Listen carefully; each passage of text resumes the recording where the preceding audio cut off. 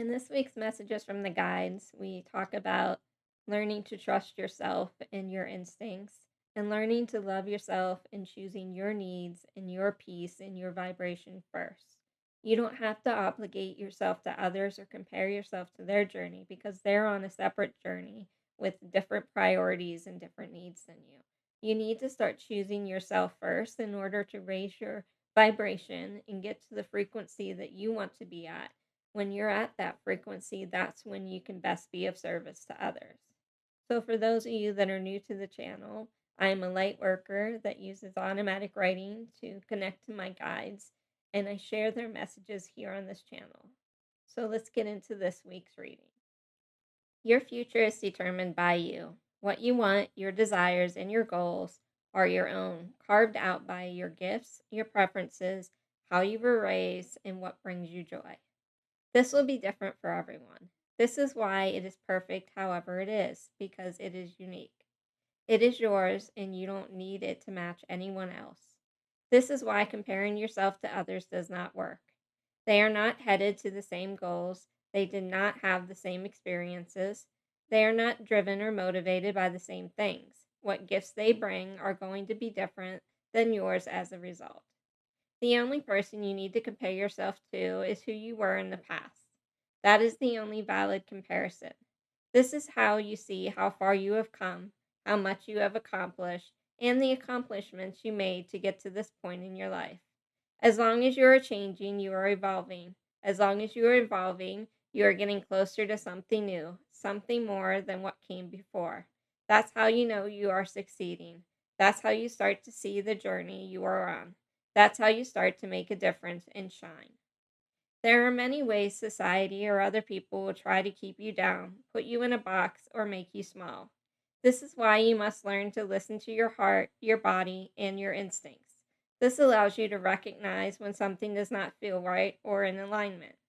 There is a lot of false light out there, promising one thing while blindsiding you into being controlled or distracted by something else. Turning into your body and trusting yourself is how you start to avoid these traps or energy drains. If you feel triggered or annoyed just thinking about something or need to calm yourself to even respond, then it should be obvious that it's not aligned and not a correct fit for your energy, vibration, or journey. Once you start to recognize this, it puts you back into control and allows you to respond from a place of power, knowing the direction that you are headed, knowing this is not your path, obligation, or problem to solve. When you're an empath, you must learn to recognize when energy is or isn't yours and learn to let go of that which is not yours. Though you might understand where someone is coming from, that does not make this issue your problem to resolve. These types of situations will appear in many formats from dating sites, recognizing that someone's interest in you is not your obligation if it's not someone that you are interested in. For business, it would be telemarketing or cold calling, a business reaching out to promote their services with promises of helping your business is still prioritizing their business and their need, and in turn has nothing to do with you. You are just the next on their list of companies that they were trying to receive money from. You must look at the energy in these situations and interactions. Is this something aligned with what you need or want? It's not about what they are selling or offering. Is this the type of energy that you want to subject yourself to? Are you responding because you don't want to disappoint another, meaning you are putting them as a priority? Or are you responding because of your needs, priorities, and coming from a place of power and protecting your energy? You're not obliged to anyone other than yourself. Someone reaching out to you doesn't oblige your energy, your peace, your resources, or your finances. Reaching out is their choice. You never asked for it, and as such, they must recognize that they won't always get the results that they are after, as they can't control your needs, your priorities, your reaction, or your response or lack thereof. This does not make you a bad person when you don't give someone what they are after, or when you don't condone someone else's attempts or tactics. How they receive your response is not your problem. You must protect yourself and your energy. It's as simple as that. How that looks is up to you. Who they assume that you are or how they thought that you would respond is not on you. You have a say in your life. You can do what you need to for yourself. This all comes from your inner strength. Are you able to put yourself first and look out for you? Are you able to live your life without fear of others' judgment or opinion? Are you able to find strength within no matter what is happening outside of you? The world and others will do what they want without regard to how it affects individual lives. This does not mean sinking down to their level, but it does mean you must look out and protect yourself. There will always be those willing to take what is not theirs, destroy what is good, and lie to get their way to meet their goals. This does not mean that you should never trust, but it does mean that you should trust yourself first and be aware of what is happening instead of blindly moving forward. You can't control others or their intentions, but you can learn to love yourself, trust yourself, tune into your body, tune into your instincts, and pay attention to what that energy is saying. Once you start using yourself as a compass, you can start to remove the negativity and deceit from your life. Once you start to surround yourself with the higher vibrations, you'll be better able to recognize those lower vibrations when they try to sneak in. You then get to choose the life that you want to live, the vibration that you surround yourself with, and can still stay in alignment, balance, and peace. You will still encounter the false light, but you will be better prepared once you start to tune inward and recognize the shifts. That's a large part of the work. Learning to pause and become aware, then choosing instead of continuing with your defaults. Question those defaults. Question anything that doesn't feel good or creates anxiety for you. Find out why you are on the path that you are, and then choose how you want to proceed from there. You don't need to continue as you always have been. You can pivot and change courses whenever you are ready. You can stop and recognize energy, vibrations, and choose how it is distributed and what level you want to be at. This is an opportunity for something more, an opportunity to clear what isn't working and build what you want to see instead. Your time is running out. The choice of new earth or more of the same is upon you. Currently, you can choose, but there will be a point when that choice goes away, and if you aren't in alignment with that opportunity, it will be lost to you for this lifetime. You must do the work now to regulate your vibration to create a higher frequency so that it is no longer a matter of you fluctuating between the two, but staying within the correct range at that higher frequency.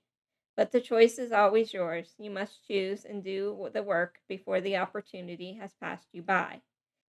This is why we teach you to question things, to pause, to come into awareness instead of just reacting. When you come into the present now moment, this is where your choice becomes yours. This is where change takes place, not in the past, not in the future, but right now, at this moment. You have more say over your life than you realize. You just need to stop giving your power away.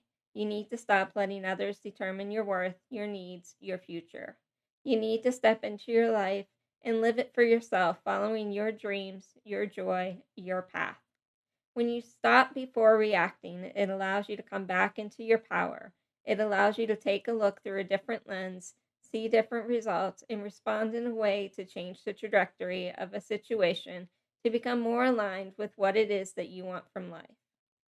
Not what other people expect you to want, not what others tell you to do, not what society tries to limit you with, but what you truly want on your terms if you choose yourself, your worth, and your needs as a priority. Think back on your life. Think of those events where you made a hard choice and ended up on a different path. It was hard at the time, but when you look back now, are you happier in your new life than you would have been where your life was headed if you had stayed? You have made the hard decisions so often in your life. You have just forgotten to give yourself credit for how far you have come. It's not that you were stronger or braver then. You are still that same person in many ways and can draw from that strength again. The point is, your life is never set in stone. You can change and adjust anything at any time. You aren't stuck. You were never stuck. You are just a choice or opportunity away from having something different, something more than what you have allowed yourself to have before. It's a matter of allowing, which is part of loving yourself and knowing you are worthy of positive change. Recognize that your happiness is just as important as everyone else's. Know your time is valuable and it doesn't need to be constantly allocated to others.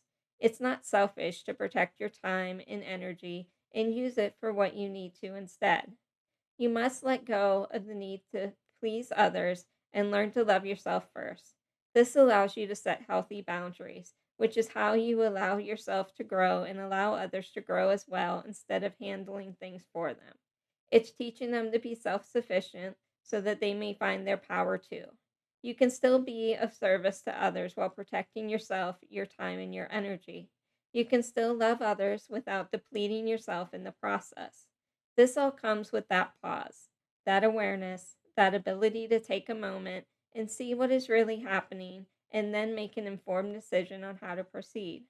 Once you do this enough times, you'll learn to trust yourself. Once you do this enough times, it'll become less scary. Once you do this enough times, others will recognize that they can't take advantage of you, and they'll need to change accordingly if they want to have a relationship with you.